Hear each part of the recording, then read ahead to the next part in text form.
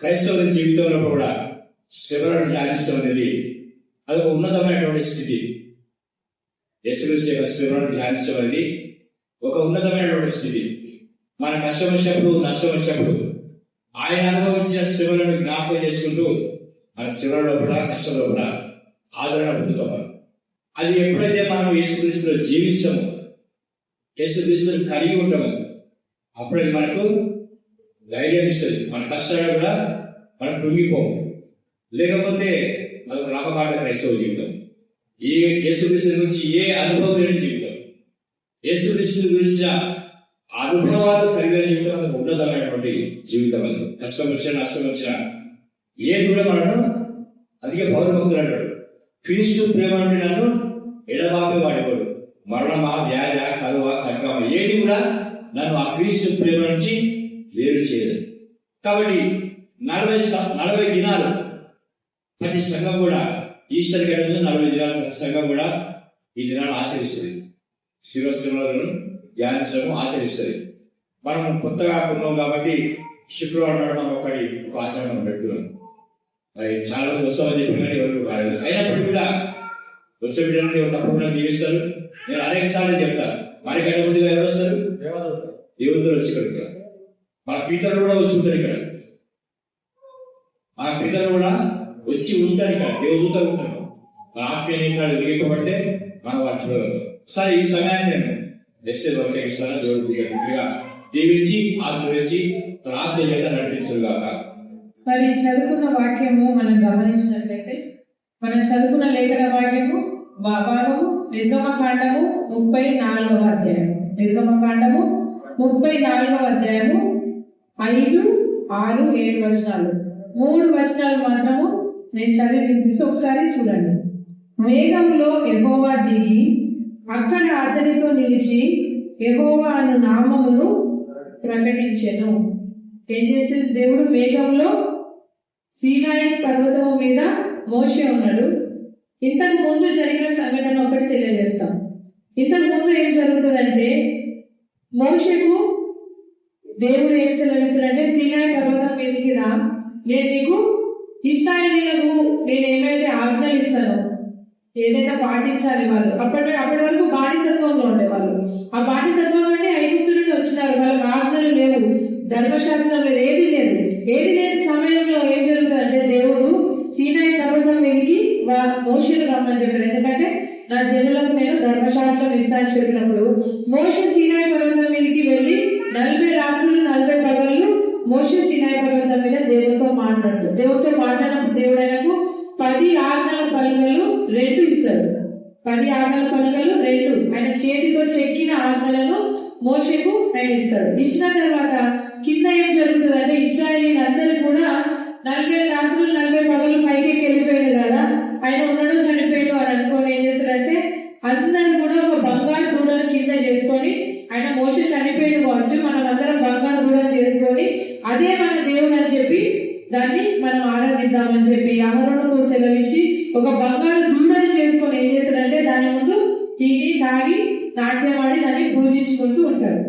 ఆ సమయంలో మోషే 10 ఆజ్ఞల పలకలను 10 ఆజ్ఞల పలకలు 2 తీసుకొని కిందికి వస్తాడు.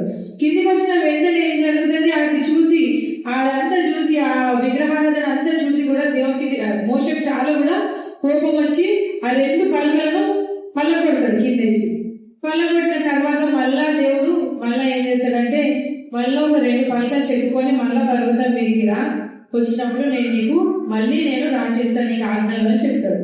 అని చెప్పినప్పుడు ఏం చేస్తాడంటే, మోషే ఆ 2 చెక్కబడిన పలకలను రాతి పలకలను తీసుకొని పర్వతం మీదకి వెళ్తాడు.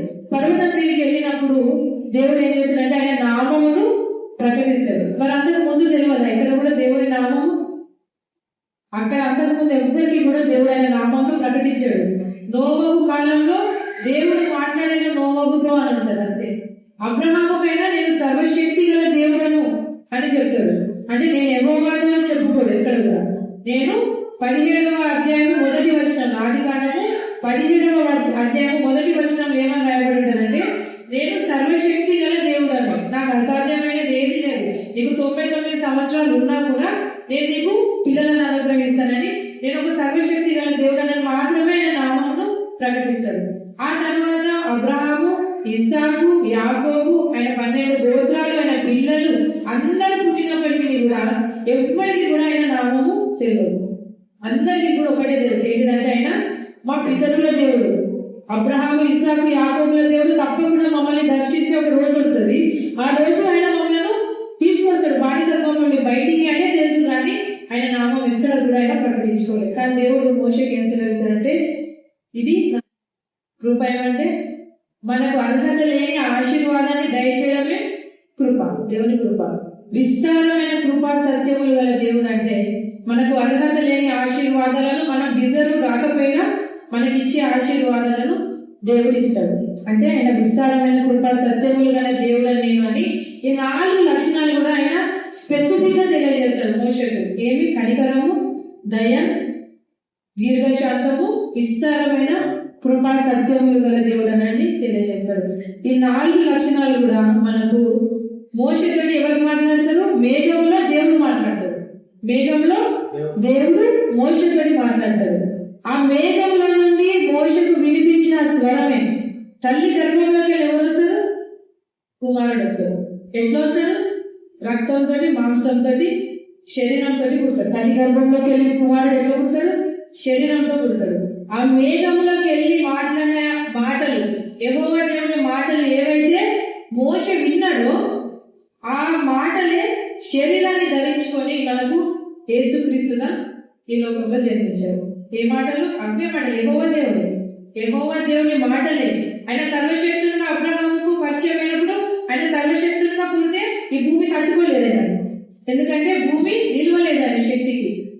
ఆయన నార్మల్ గా పుట్టలేడు. కాబట్టి ఆయన ఏం చేసిందంటే మహిమల నుండి బయటికి వచ్చేసాడు. అంటే తల్లి గర్భంలో నుండి ఎట్లయితే బయటికి వచ్చేసాడో ఆయన మహిమను, ఆయన దైవత్వాన్ని, ఆయన సర్వశక్తి గల ఆ లక్షణాన్ని వదిలేసిండు. ఇక్కడ పరలోక రాజ్యాన్ని వదిలి ఆయన ఏదైతే 4 లక్షణాలు చెప్పిండో మోషేకు, కనికరము, దయ, దీర్ఘశాంతము, విస్తారమైన కృపా సత్యములు అనే లక్షణాలను మాత్రమే ధరించుకొని ఆయన శరీరంతో, రక్తంతో ఈ లోకంలో యేసు ప్రభుగా మన మధ్యలో జన్మించినాడు. యేసు ప్రభుగా ఆయనే తండ్రి. ఆయన తండ్రి అన్నారు. కొంచెం మహిమ తగ్గించుకొని ఆయన దైవత్వాన్ని విడిచిపెట్టినందుకు అదే వాక్కును కుమారుడు. వాక్యమే శరీరధారిగా కృపా సత్య సంపూర్ణుడిగా మన మధ్య నివసించింది. అంటే ఆ మోషే మాట్లాడిన ఆ పర్సన్ ఎవరైతే మేఘము మీద మహిమలో మాట్లాడిందో మనం ఆయనను ఎట్లా చూస్తున్నాము? మనిషిగా అదే మాట, అదే కనికరం, అది జీవించి చూపెట్టిన లోకంలో ఎవరు? యేసు ప్రభు. ఆయన కనికరం ఎందుకనంటే మనము అసలు డిజర్వ్ కానీ చాలా ఉంటాయి. మన పాపములను బట్టి దేవుడు మనం చాలా దూరం ఉంటాం మన పాపములను బట్టి. కానీ దేవుని ఫస్ట్ లక్షణం ఏంటి? యోహాను సువార్త 3వ అధ్యాయం 16వ వచనం చూద్దాం. యోహాను సువార్త,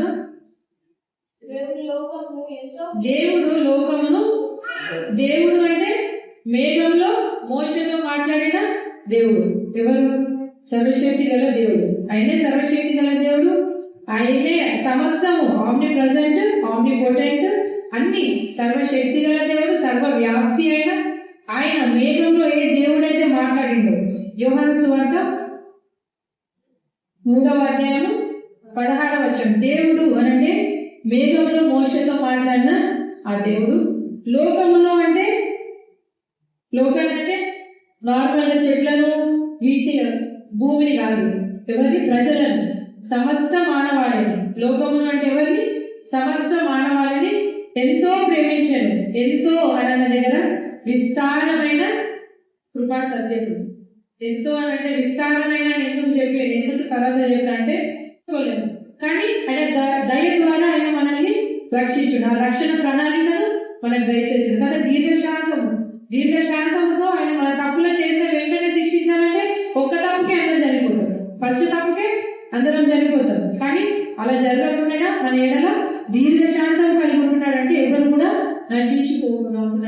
ఉండాలని ఆయన దీర్ఘశాంతం కలిగి ఉంటుంది. 4వది ఏంటి? కృపా సత్యము.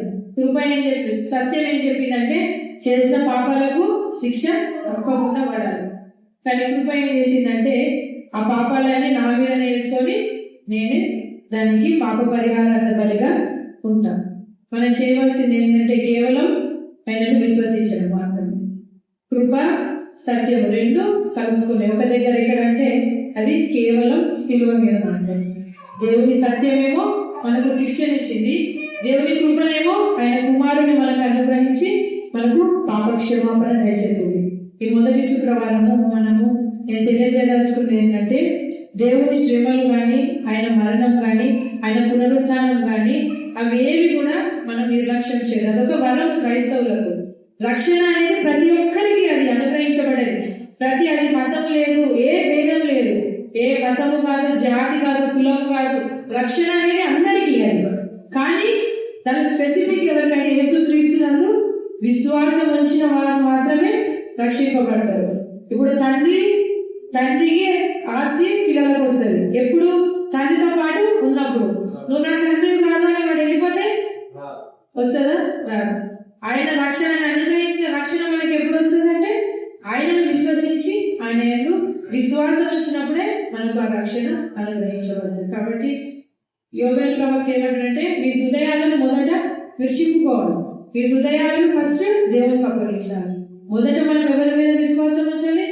ఎన్నో ఆచారాలు, ఎన్నెన్నో వ్రతాలు చేసి, ఎన్నెన్నో బలులు అనిపిస్తే వచ్చే రక్షణ చాలా సింపుల్ గా దేవుడు దాన్ని ఈజీగా చేసింది. ఏంటంటే దోషాలన్నీ మానవాళికి, చనిపోయిన వాళ్ళకు, బ్రతుకున్న వాళ్ళకు, ఇంకా పుట్టే వాళ్ళకు, యుగ సమాప్తి వరకు పుట్టే వాళ్ళందరి పాపాలు యేసుక్రీస్తు మీద వేసిండు.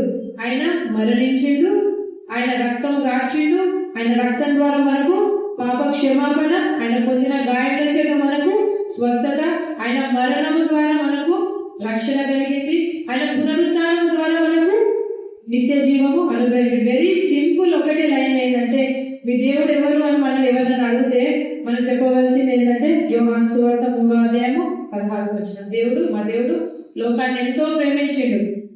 ఆచారాలు వద్దు మాకు, బలులు వద్దు మాకు, ఏ వద్దు, అన్ని మావన్నీ తీసి మా దేవుడు ఆయన కుమారుడి మీద వేసిండు. ఆయన మా దోష శిక్ష భరించిండు, మా కొరకు ప్రాణం పెట్టిండు, తిరిగి 3వ దినమున లేచిండు. ఆయన నమ్ముకున్నందుకు మాకు నిత్య జీవాన్ని అనుగ్రహించాడు. ఇదే మొదటి రక్షణ సువార్త. దీన్ని మనం విశ్వసించి, మన హృదయంతో విశ్వసించి, మన నోటితో ఒప్పుకుంటే మనకు నిత్య జీవం దేవుడు అనుగ్రహిస్తాడు. కాబట్టి ఈ చిన్ని వాక్యం అందరికీ అర్థమైందని విశ్వసిస్తూ ఒక చిన్న ప్రార్థన చేసుకొని ముగించుకున్నాం. పరిశుద్ధ